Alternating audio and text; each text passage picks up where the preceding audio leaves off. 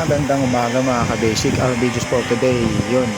Siyempre, tips po para sa mga nagpipintura ng bubong. Siyempre, bago pinturahan ng bubong natin, kailangan po natin yan linisan. At sa tagal po na walang ulan, siguro napakakapal po ng likabok ng bubong. So, yan, ganyan muna pinagawa ko. So, pinalinisan ko muna. Siyempre, pressure water yan mga ka-basic. Yan, napakalinis naman.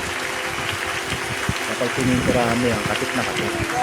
Siyempre, proof guard yan mga ka-basic. Bag green. Yan mga ka-basic. Talsik talaga lahat ng dumi nyo.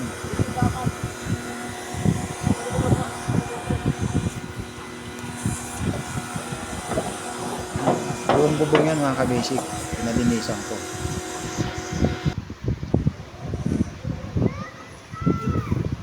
So yun nga, binasampulan ko lang sa kabilang side, pero bandang hapon na yan mga ka-basic. Mag-aalas 5 na nilagyan namin yan. So yun, bukas mga ka-basic ng umagang umaga yan ang gagawin namin. Pang-apat na araw nga pala namin dito sa Ever Commonwealth mga ka-basic. So, malapit na tayo matapos dito.